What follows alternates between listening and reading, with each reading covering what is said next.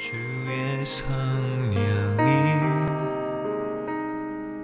내게 임하셨으니. 오늘의 말씀은 고린도전서 3장 5절부터 7절까지 말씀입니다. 봉독하겠습니다. 그런즉 아볼로는 무엇이며 바울은 무엇이냐? 그들은 주께서 각각 주신 대로 너희로 하여금 믿게 한 사역자들이니라. 나는 심었고 아볼로는 물을 주었으되 오직 하나님께서 자라나게 하셨나니 그런즉 심는 이나 물 주는 이는 아무것도 아니로되 오직 자라게 하시는 이는 하나님뿐이니라. 아멘. 여러분 반갑습니다. 이렇게 처음 오는 교회인데 낯설지가 않습니다. 하나님께서 은혜 주시고 이 저녁에 말씀해 주시기를 바랍니다. 기도하십시다. 주님 고맙습니다. 부족한 저희들이 다시 주의 말씀 앞에 섰습니다.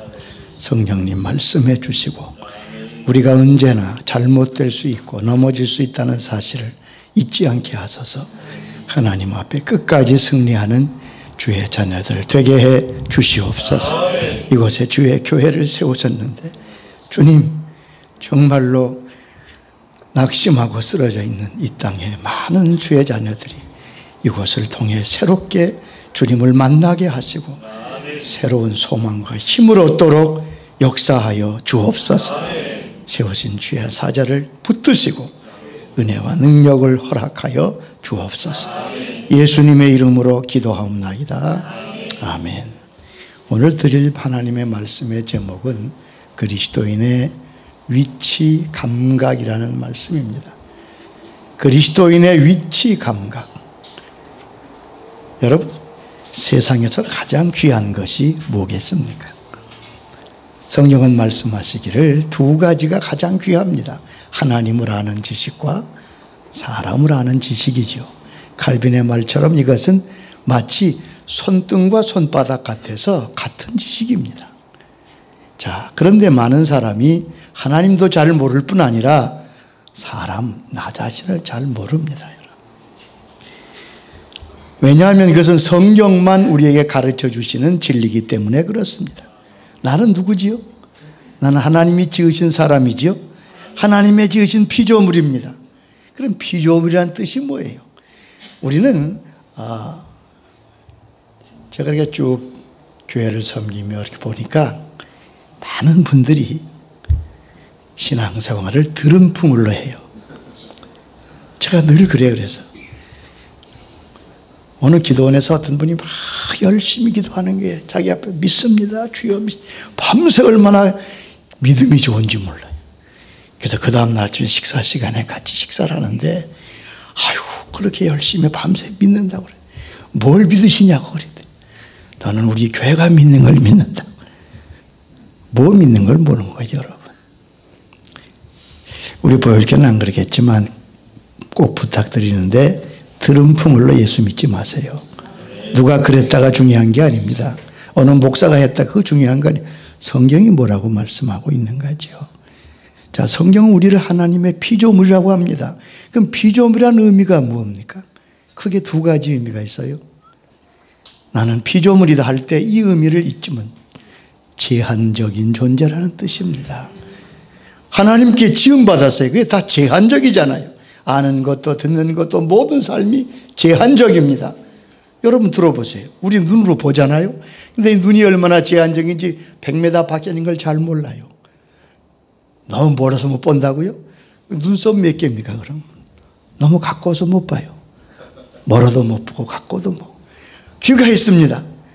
쥐고 돌아가는 소리 못 듣습니다. 큰일 나지 들어가면 뭐 잠을 자겠어요 어디?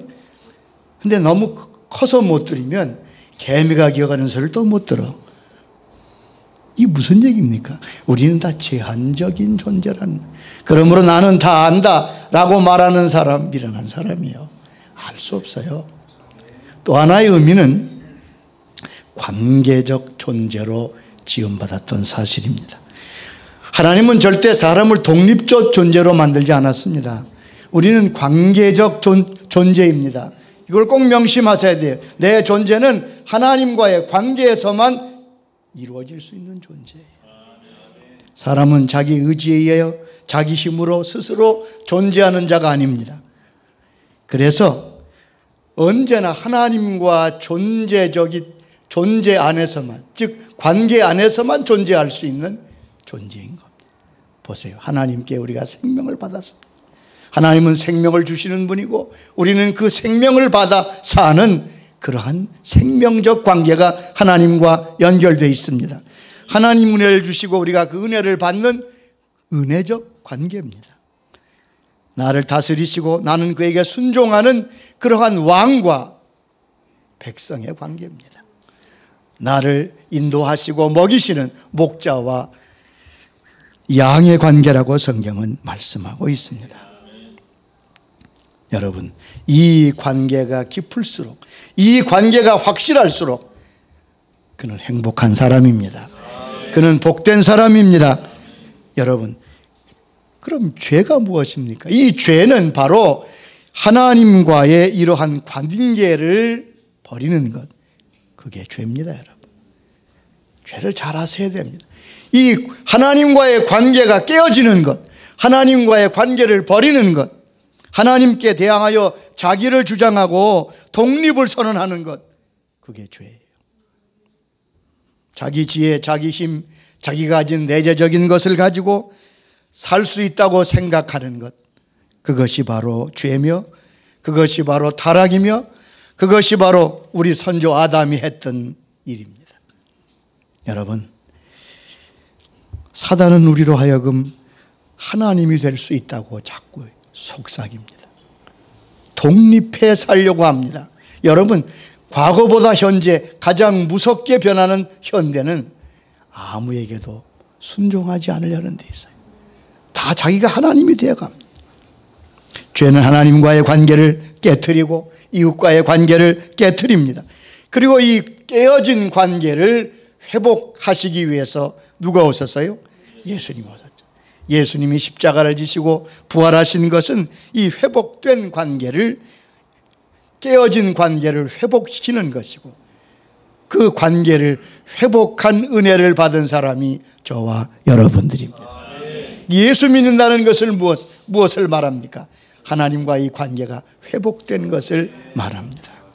그러므로 이제는 하나님이 나와 함께 주셨던 이 관계 회복의 은혜를 깨트려서는 안 될 것입니다.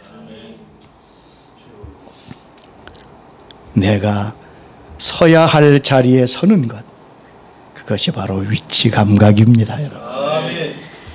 이 영적 감각이 위치 감각입니다. 저는 모태신앙입니다. 그리고 목사 된 지 38년이 됐습니다. 저희 아버님도 목회자셨거든요. 어려서부터 쭉 교회를 섬기며 봤는데 요즘 와서 느끼는 건 뭐냐 하면, 왜 많은 사람들이 중간에 가서 변질될까? 왜 그렇게 기대했던 사람들이 넘어지고 끝까지 가는 사람이 그렇게 적을까? 저도 적지 않은 세월 동안 주를 섬겼는데 제가 늘 두려운 게 바로, 주님, 어떻게 변질되지 아니하고 끝까지 하나님의 사람으로 서 있겠습니까? 여러분 보세요. 그러면서 깨달은 것이 그렇구나. 사람은 자기의 위치를 알지 못하고 위치 감각을 잊어버리면 바로 잘못되는 것입니다. 뭐 큰 잘못, 큰 실수 때문에 아니에요. 여러분, 그것은 어디서 나오는 겁니까? 바로 자기의 위치를 이탈하는 데서부터. 첫사람 아담은 하나님께서 만드셨잖아요. 그는 지혜로운 사람입니다. 세상이 그에게 주어졌습니다. 여러분, 아담에게 하나님이 세상의 통치권을 줬어요. 너는 다스리라고 그랬어요.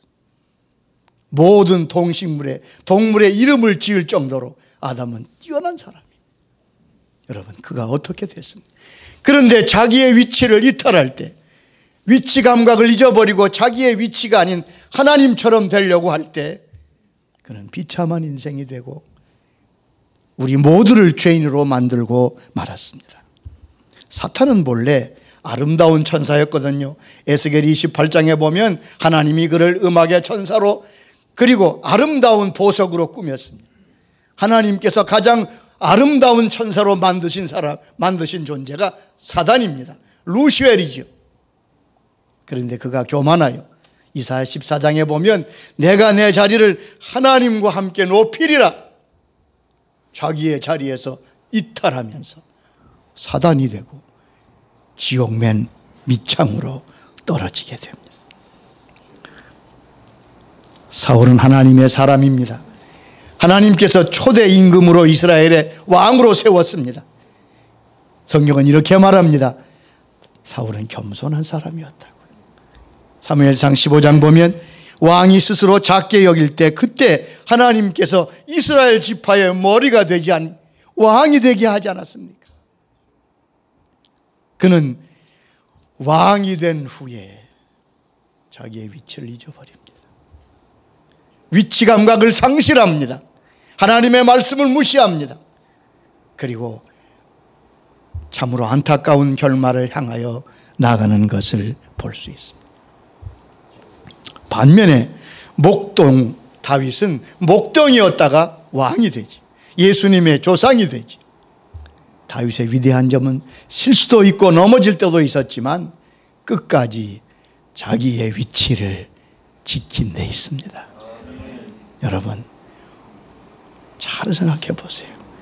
우리가 위대하게 대단하고 아닙니다. 하나님 앞에 기도하세요. 주님, 나는 하나님이 세운 자리에서 내가 서야 할 자리에서 이탈하지 않게 하여 주시옵소서. 그러면 여러분은 승리합니다. 그러면 여러분 절대 실패하지 않습니다. 그리스도인의 위치 감각이 그래서 귀한 겁니다. 많은 사람이 열심도 대단하고 은사도 대단하고 대단했던 사람이 왜 잘못됩니까?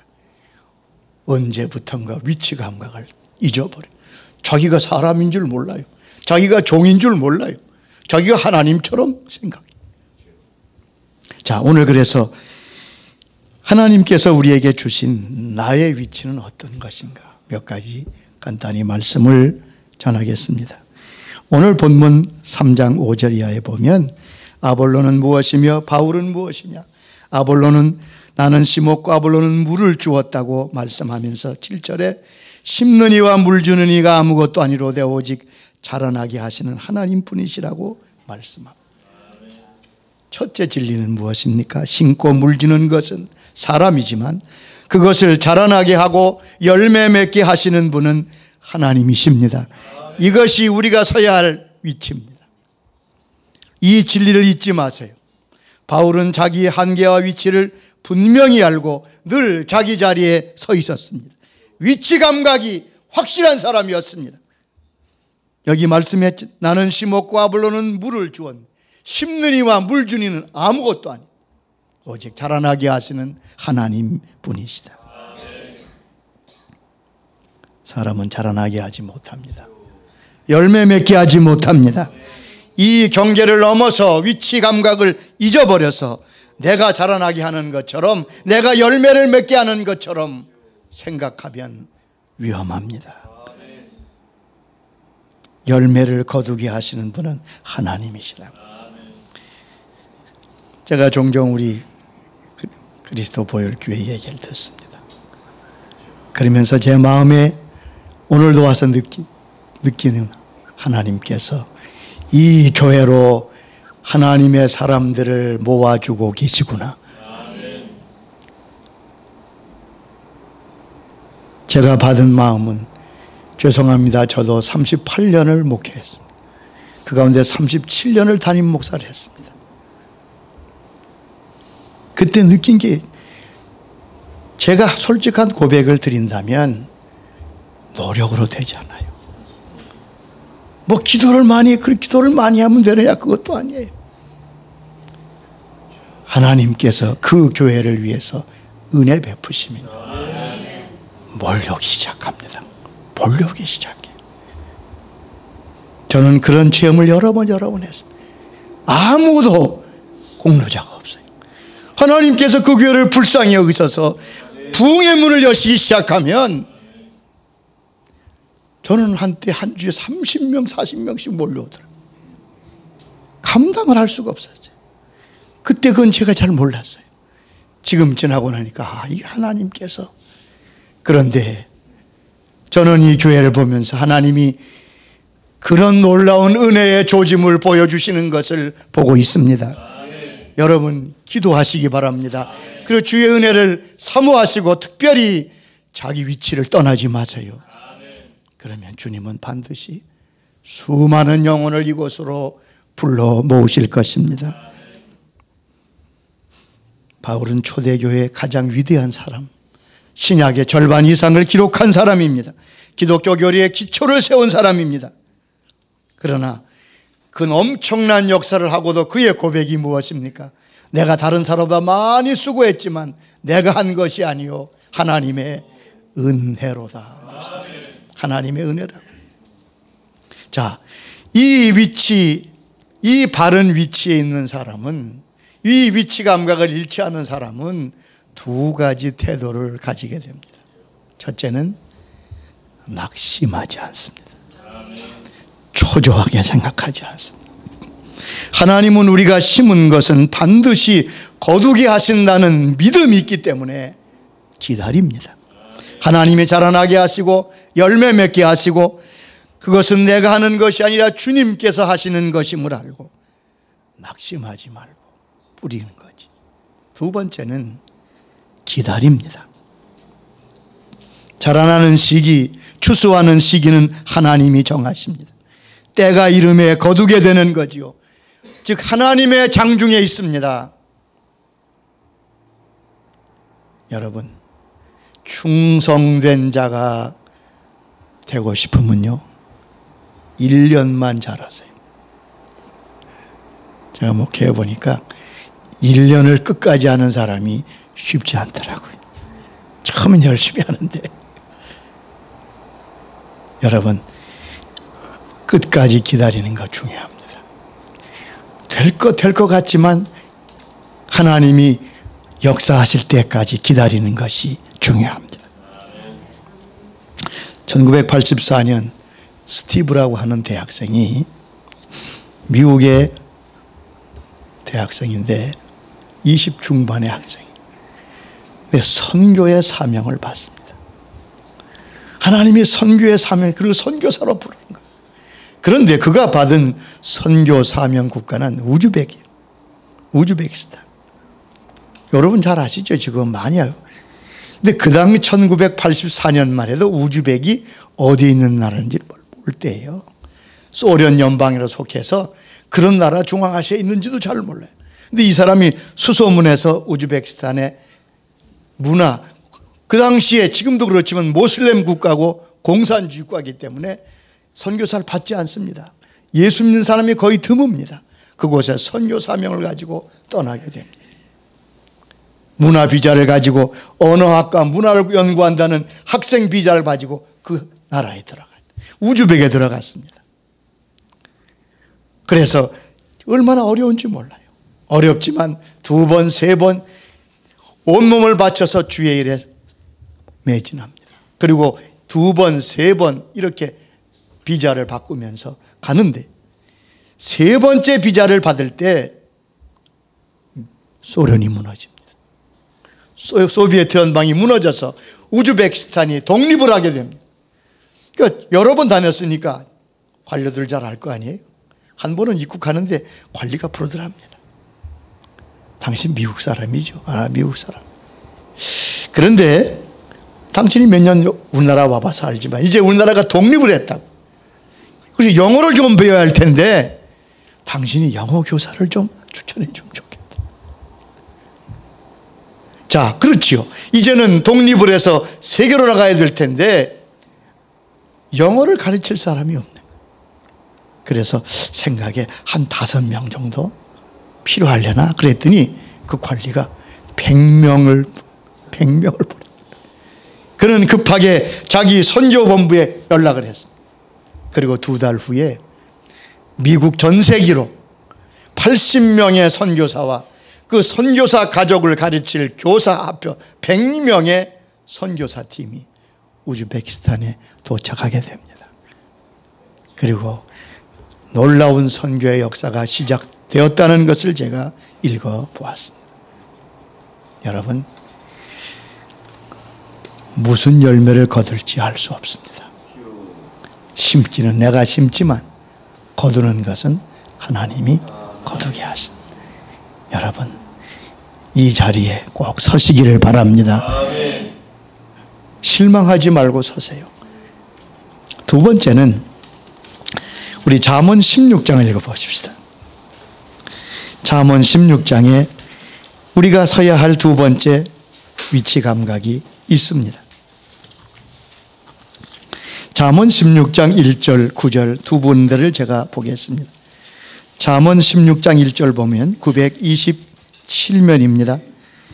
마음의 경영은 사람에게 있어도 말의 응답은 여호와께로부터 나오느니라. 9절 함께 볼까요? 사람이 마음으로 자기의 길을 계획할지라도 그 걸음을 인도하시는 이는 여호와시니라. 나의 위치는 계획을 세우는 것입니다. 나의 걸음을 계획하는 것입니다. 그리고 그 계획을 이루시는 분은 누구시라고요? 하나님이시라. 내가 걷는 그 길, 그 걸음은 내 걸음입니다. 그러나 그 걸음을 인도하시는 분은 하나님이시라고 말씀했습니다.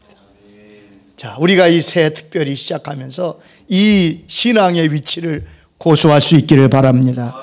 영적 위치 감각을 회복하시기 바랍니다. 내가 계획했다고 되는 것 아닙니다. 내가 걷는다고 곧 갈 수 있는 것 아닙니다. 여기 분명히 말씀했잖아요. 마음의 계획과 경험은 네가 해도 그것을 이루시는 것은 하나님이시라. 사람이 마음으로 자기의 길을 계획할지라도 그 걸음을 누가 인도해요? 하나님이 인도하신다. 하만이라는 사람은 자기에게 절하지 않은 모르드게를 얼마나 미워했는지 모릅니다. 그래서 모르드게를 죽이려고 자기 뒷마당에다 50자 되는 높은 장대를 세웁니다. 그런데 그 장대에 누가 달렸어요? 하만이 달렸죠. 주님 말씀하셨죠. 어떤 부자가 큰 농사를 짓습니다. 엄청난 많은 수확을 해서 창고가 부족해서 그는 이렇게 말합니다. 저 창고를 다 헐고 창고를 크게 짓고 거기에 모든 농산물을 다 저장한 후에 내가 편히 먹고 잘 쉬어야지, 잘 놀아야지. 이때 하나님 뭐라고 그러셨어요? 이 바보야, 오늘 밤에 내 영혼을 도로 부를 텐데 그거 다 누게 되겠느냐. 여러분, 하나님께서 이루십니다. 그런데 우리가 잊어버리는 것이 있습니다. 꼭. 그러면 하나님은 언제 우리의 계획을 이루십니까? 하나님은 언제 여러분의 발걸음을 인도하시지요? 그걸 아셔야 될 거 아니에요. 따라합시다. 하나님은 하나님께 맡긴 것만 이루신다. 이게 놀라운 진리입니다. 하나님은 모든 사람 거 다 해주는 거 아니에요. 성경은 말씀하시기를 내가 네게 맡기면 하나님은 맡은 것만 책임지십니다. 그걸 잘 기억하셔야 됩니다. 나의 인생에 모든 것이 이루어지도록 주께서 역사하시려면 내가 그것을 주님께 맡겨야 됩니다. 하나님은 하나님께 맡긴 것만 책임지십니다. 이거 진리입니다. 성경에. 하나님 신사가 되셔서 강제로 우리의 사역에 참여하지 않습니다. 여러분 그거 아세요? 하나님은요 주인이시지만 창조주지만 함부로 내 인생의 문을 열고 들어오지 않습니다. 요한계시록 보면 문 밖에서 뭐 하신다고요? 두드리신다고요. 아니 주인이신데, 그분이 왕이신데 그만큼 하나님은 신사세요. 그렇기 때문에 하나님과의 인격적인 관계를 여러분 잘 알아야 됩니다. 하나님이 내 삶 속에서 역사하기를 원하시면 하나님을 여러분 초청하셔야 됩니다. 그리고 하나님께 내 문제를 맡겨야 됩니다. 성경은 뭘 맡기라고 말하지요? 네 길을 맡기라 그래요. 시편 37장 5절 보면 너의 길을 여호와께 맡기라. 저를 의지하면 저가 이루시고. 내 길이지만 하나님께 맡겨야 합니다. 왜냐하면 하나님은 길을 만드시는 분이기 때문에 그래요. 길이 없는 거 괜찮아요. 나한테는 길이 없지만 하나님께 맡기면 하나님은 광야에도 길을 내시고 홍해에도 길을 내시고 보세요. 요단강에도 길을 내시고. 그러니 뭘 걱정해? 내 길을 맡겨요. 내 길을 지도하십니다. 내 길을 가르쳐 주십니다. 또한 여기 나의 염려와 짐을 맡기라고 말씀합니다. 시편 55장 22절 보면 내 짐을 여호와께 맡기라. 내 염려를 하나님께 맡기라. 여러분, 무슨 문제든지 주님께 맡기는 것 중요합니다. 하나님께 맡기면 하나님이 책임지십니다. 하나님이 이루십니다. 근데 우리가 제일 잘못하는 건 맡기는 걸 잘못해. 맡기는 거. 여러분, 이 한 해 동안 주님께 맡기시기 바랍니다. 우리는 이룰 수 있는 사람이 아니에요. 우리는 그저 맡길 뿐입니다. 주께 맡기면 돼요. 주님 맡아주세요. 왜 못 맡겨요? 못 믿으니까. 여러분, 맡기는 게 믿음이에요. 새벽에 와서 다 맡기고 갈 땐 도로 찾아가지도 않고 그래. 자, 예수전도단에서 헌신하신 김원호 장로님이라는 혹 아시나 모르겠어요. 예수전도단에서 일하신 분들은 알 거예요. 이분은 외교관이에요. 서울대 외교학과를 나오셔서 벌써 60년대 외교관으로 여러 나라의 대사로 활동하신 분인데 얼마나 신앙이 투철하신지 몰라요. 권리양보라고 하는 책도 썼고 그 책 여러 권을 제가 봤는데 참 이분은 퇴직하고 나서 그 평생을 천국 가실 때까지 하나님의 나라를 위해 헌신했던 분입니다. 그분의 책 가운데 보면 이분이 참 하나님의 사람이구나 하는 것을 느끼는 대목들이 많습니다. 참 제가 많이 감동을 받았어요. 자, 이분이 외교관으로 일했기 때문에 그 세 자녀가 다 미국에서 공부를 했어요. 세 자녀가 미국에서 공부하니까 매달 생활비가 들어갈 거예요. 학비는 뭐 안 한다 하더라도. 그래서 생활비가 한 달에 1,400불씩 들어간다. 지금도 1,400불이 적은 돈이 아닌데 몇십 년 전에 뭐 얼마나 큰 돈이겠습니까? 매달 1,400불을 보내야 되는 거예요. 참 외국에 공부하는 자녀들에게 그 보내는 거 저는 옆에서 많이 봤어요. 참 어려운 것 같더라고요. 전에 목회하던 교회 그 장로님도 딸이 뉴욕에서 공부하는데 매달 그 보내는 게 아주 힘들다고. 근데 어느 날은 이게 1,400불을 도저히 보낼 수가 없는 거예요. 보낼 형편이 안 되는 거예요. 그럴 때 있잖아요, 여러분. 자, 세 자녀나 가 있는데 기가 막혔습니다. 하나님 앞에 나와 기도합니다. 주님, 아무리 애쓰고 아무리 노력해도 이번 달에 이 돈을 보낼 수가 없습니다. 1,400불을 보낼 경우 없습니다. 주님 맡아주시옵소서. 주님께 맡깁니다. 이 아이들은 내 아이기 전에 당신의 아이들 아닙니까? 그리고 맡기고 기도합니다. 그 마음이 얼마나 안타깝겠습니까? 자, 그리고 생각해 보니까 외국에서 생활비가 없고 이거 얼마나 난감하겠어요. 그런데 그 세 자녀가 이제 뭐 중고차지만 차를 타고 어디 가는데 정지신호 이렇게 서 있는데 누가 뒤에 와서 차를 받는 거예요. 이 사람이 뭐 정지를 못 받는지 어쩐 차를 받았어. 근데 다행히 사람은 안 다쳤어. 정비소에 가니까 차가 수리비로 상대편 보험에서 1,750불이 나왔어요. 자, 이제 정비소에 가서 이 차를 고치려고 하니까 정비사가 이렇게 보더니 학생, 이 차는 팔아도 2,000불도 안 줘. 그 뭘 고쳐 그냥 그렇게 타고 댕기라고. 그래서 그날 1,750불로 생활비 했다고 그럽니다. 하나님께서 맡기니까 차를 들이박혀가지고 실제 그런 실해요. 하나님께 맡겨보세요. 하나님 참 재밌는 분이십니다. 얼마나 좋으신 분인지 몰라요. 한 번은 1969년에 자기가 섬기던 교회 개척교회인데 그 개척교회가 갑자기 건물 이 임대료를 올려달라고 50만 원을 올려달라고. 여러분 지금 50만 원이면 지금 50년 전에 50만 원은 큰 돈이었습니다. 50년 전에 나지 않은 분도 많았겠죠. 근데 큰 돈이에요. 자, 그리고 갑자기 교회가 돈이 어디 있습니까? 그래도 이분이 기도하다가 주님이 마음을 주셔서 목사님을 찾아 목사님 제가 그 50만 원을 제가 감당하겠습니다. 그 당시 월급이 50만 원도 안 되죠. 제가 청년 때 보통 월급을 잘 받는 분들이 한 달에 5만 원씩 받아요. 그 정도였어요. 그러니까 여러분 50만 원은 굉장히 큰 돈이에요. 그렇게 말씀드리고 나서 집에 와서 딱 계산해 보니까 자기 집을 팔면 융자금 다 갖고 딱 50만 원이 남더래. 그럼 그거 하나님께 드리면 이제 누가 쫓겨나게 생겼어요? 자기 집안에 길에 남게 생긴 거예요.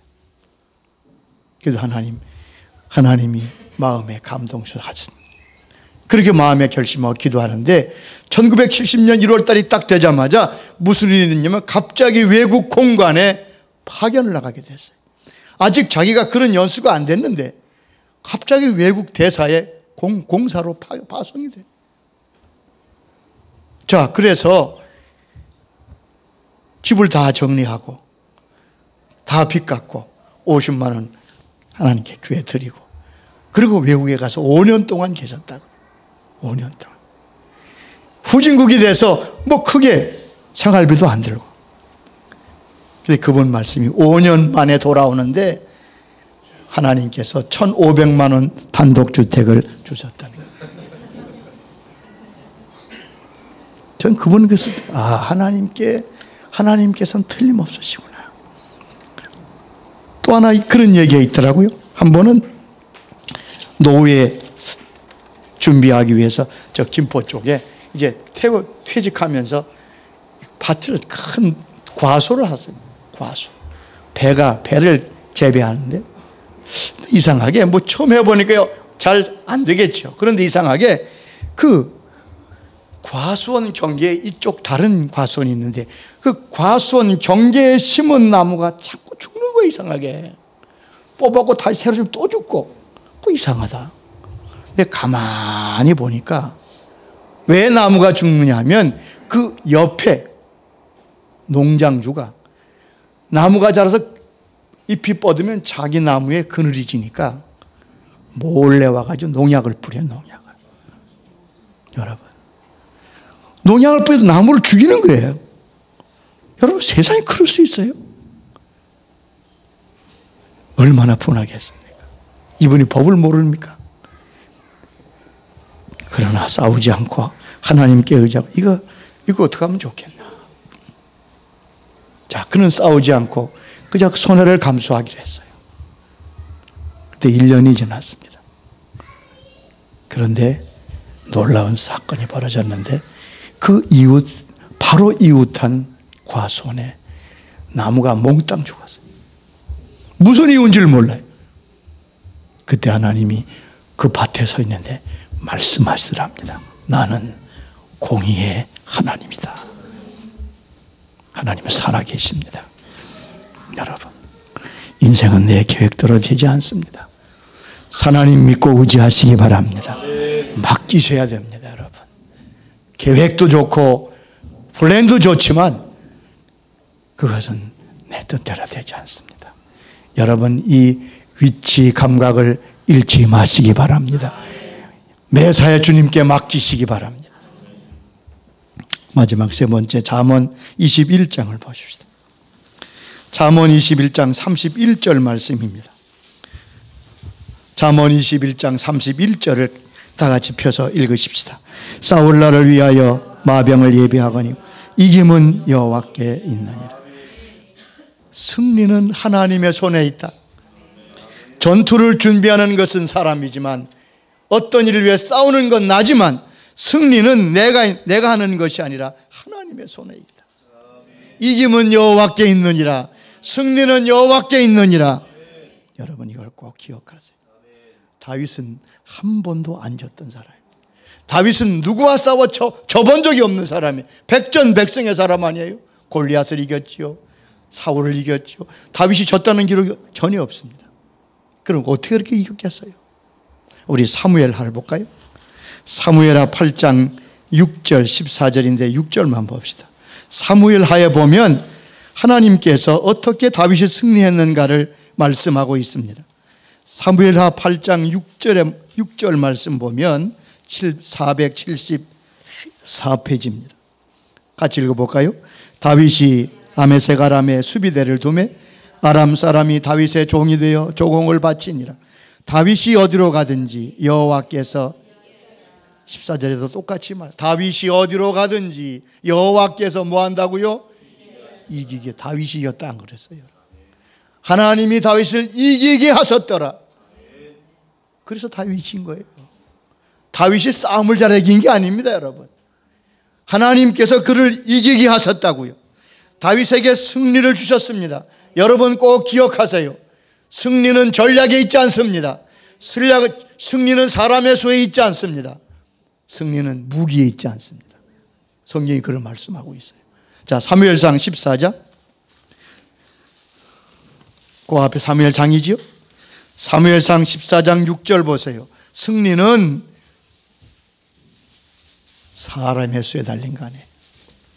사무엘상 14장 6절 요나단이 자기의 무기를 든 소년에게 이르되 우리가 이 할례 받지 않은 자들에게로 건너가자. 여호와께서 우리를 위하여 일하실까 하노라. 같이 봅시다. 여호와의 구원은 사람의 많고 적음에, 여호와의 구원은 어디에 달리지 않았다고요?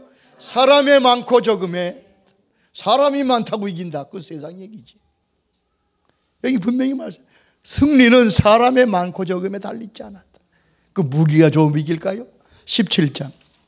사무엘상 17장입니다. 47절 말씀입니다. 사무엘상 17장 다윗이 골리앗과 나가 싸우며 외친 신앙 고백입니다. 47절을 봅니다. 또 여호와의 구원하심이 칼과 창에 있지 아니함을 이 무리에게 알게 하리라. 전쟁은 여호와께 속한 것인즉 그가 너희를 우리 손에 넘기시. 여호와의 구원하심이 어디에 있지 않다고요? 칼과 창에 있지 않아요. 여러분이 똑똑하다고 이기는 것 아니에요. 공부를 잘했다고 이기는 그것도 아니야. 무기가 좋다고 이기는. 여기 분명히 말씀. 칼과 창에 있지 아니하다. 승리는 하나님께 있다. 여러분 이 진리를 꼭 부여잡기를 바랍니다. 그리고 그 위치에서 떠나지 마시기 바랍니다. 승리는 하나님께 있습니다. 전쟁을 준비하지만 승리는 주님께 있다. 이런 역사가, 이런 승리가 오늘도 얼마나 세계 도처에서 보고되는지 알 수 없습니다. 우리는 하나님이 주신 승리의 소식들을 많이 듣고 있습니다. 여러분 우리가 2004년 12월 26일 성탄절 바로 다음 날 인도네시아에 큰 쓰나미가 와서 30만 이상 되는 사람이 죽었습니다. 여러분 기억하실 거예요. 그런데 그 인도네시아에 큰 쓰나미가 덮친 지역이 바로 아체주입니다. 인도네시아의 아체시, 아체주. 근데 이 아체주라고 하는, 이 아체시라고 하는 것이 아주 문제거리예요. 인도네시아 내에서 아주 문제 있는 그런 지역입니다. 왜냐하면 그 지역은 독립운동을 하고 주 방위군을 가지고 정부에 대항하고 독립하겠다는 거예요. 자꾸. 그리고 그 아체시는요, 집집마다 마당에 마리화나를 심어요. 마약을 재배해요. 그 마약을 판 돈으로 사는 거예요. 생각해 보세요. 남자들은 거의 마약 중독자입니다. 특별히 그들이 문제가 되는 것은 예수 믿는 사람에 대한 증오가 되다. 2004년 주의회에서 뭐가 통과됐냐 하면 예수 믿는 사람, 전도하는 사람, 교인은 무조건 죽여도 좋다. 여러분 세상에 그런 법을 통과시켰어요, 의회가. 그리고 며칠 후에 이 엄청난 쓰나미를 맞게 됩니다. 그들도 말하는 거예요. 이건 하나님의 심판이라고. 2004년 12월 25일 성탄 예배를 드리는 교회에 불을 질려서 수십만이 죽습니다. 그리고 2004년 12월 26일 이 아체주 전체가 쓰나미에 휩쓸려서 엄청난 피해를 봤습니다. 자, 거기에 많은 팀에서 구조를 갔습니다. 선교팀들이 많이 구조 갔는데 그 구조 갔던 선교팀들이 보고한 내용을 제가 읽어보았습니다. 그런데 거기 하나님의 승리의 역사가 있음을 저는 보았습니다. 많은 사람이 죽었어요. 대부분 가족이 다 죽었습니다. 그런데 그 도시에 성한 건물이 하나도 없는데 아체시에 5채의 건물이 아무 손상 없이 서 있는 거예요. 그 5채의 건물이 바로 교회예요. 교회당만. 여러분 보세요. 그 시에 모든 건물이 다 무너지고 파괴됐는데 5채의 건물, 예배당으로 쓰던 그곳은 깨끗하게 아무 어려움 없이 보존되어 있었어요. 그래서 그것이 모든 사람들에게 증거가 되고 그리스도인에게 위로가 됐다는 그러한 보고를 하는 걸 보았습니다. 어느 섬에 보니까요. 자, 어느 섬에는 인도네시아 섬이 많지 않습니까? 섬의 중앙에는 누가 사냐 하면 모슬렘들이 살아요. 그리고 예수 믿는 사람은 핍박을 피해서 저 해변에 구석에 삽니다. 근데 거기 그 당시에 목격자가 쓴 글에 보면 저기서부터 쓰나미가 밀려오는데요. 여러분 영화에도 봤죠. 그 쓰나미가 밀려오는데 엄청난 속도로 밀려오더니 해변에 딱 도달하면 당연히 뭐 해변이 다 쓸려갈 거 아니에요. 그런데 이상하게 이 쓰나미가 오더니 갑자기 해변서 30m 뛰더랍니다. 30m 높이 뛰더니 섬 중앙을 막 파들어가. 섬 중앙을 쳐들어가는 거예요. 그래서 섬 중앙에 살던 모슬렘이 다 죽었어요. 그냥. 그리고 나중에 가보니까 섬 주위에 해변에 있던 그리스도인의 집은 상한 데가 하나도 없어요. 이게 실제 보고한 거예요. 그러면서 모슬렘들이 그러더라고요. 우리가 예수 믿는 사람을 핍박해서 이런 박해를 당한 하나님의 심판이라. 어떤 곳에서는 24, 25일에 성탄 예배를 드리려고 그 연합회에서 운동장을 좀 빌려달라고 시에 요청합니다. 시가 거절했어요. 그래서 할 수 없이 12월 26일 그 지역의 모든 그리스도인이 산에 올라가서 연합 성탄 예배를 드리기로 결정했어요. 그리고 25일 아침에 모든 그리스도인들은 성탄 예배를 드리러 산 위에 올라간 사이에 쓰나미가 왔습니다. 그래서 그 지역에 예수 믿는 사람은 다 살았습니다.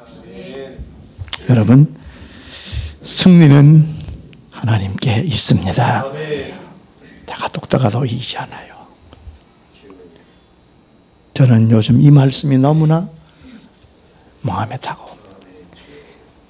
위치 감각을 잃지 않아요.